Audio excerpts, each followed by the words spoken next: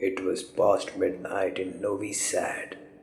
The streets were empty, bathed in faint glow of flickering streetlights.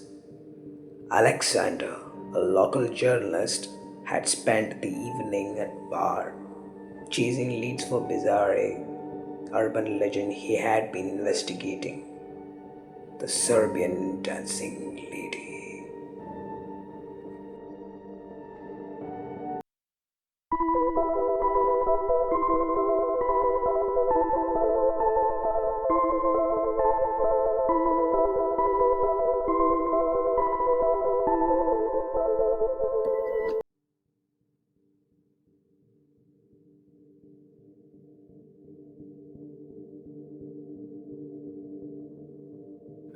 Rumors had been circulating for weeks.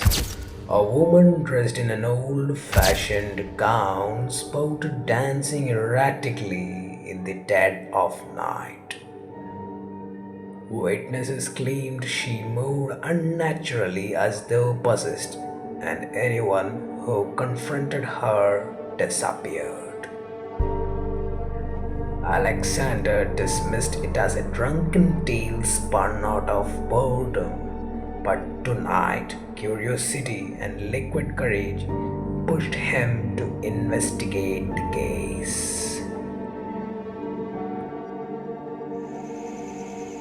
As he walked through a dimly lit park, he heard it, the faint hum of a haunting melody. The sound wasn't coming from any instrument but seemed to emanate from the air itself. Then he saw her.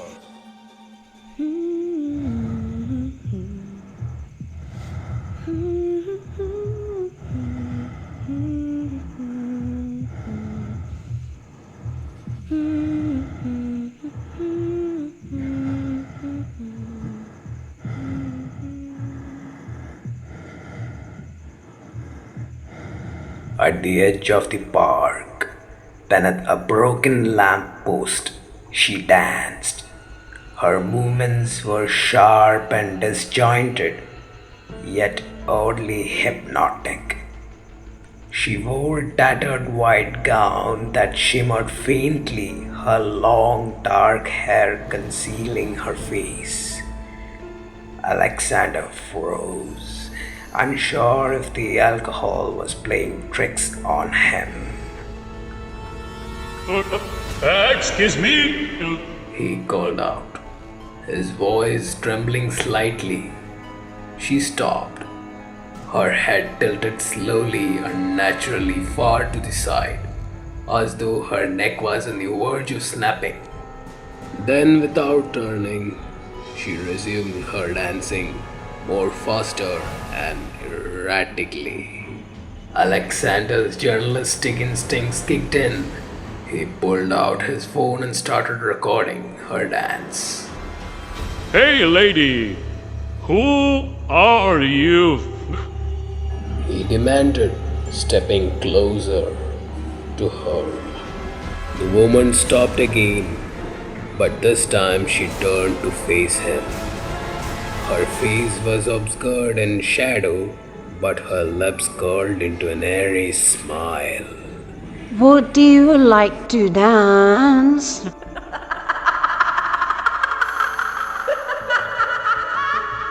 She whispered, her voice cold and hollow. You shouldn't have stopped the watch.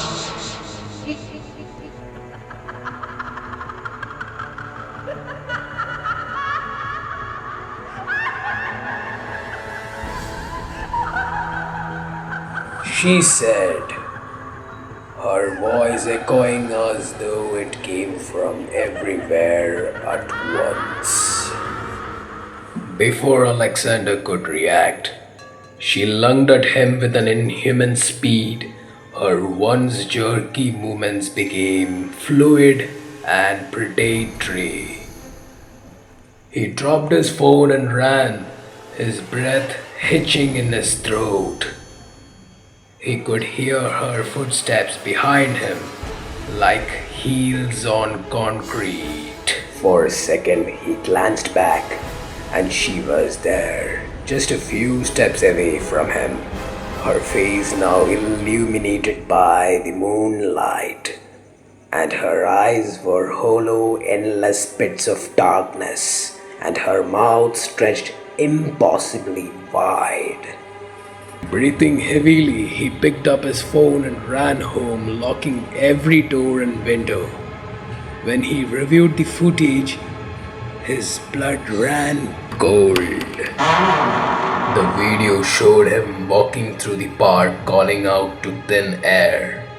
There was no woman, no dancing, but in the final second of the clip, just before it ended, a whisper could be heard.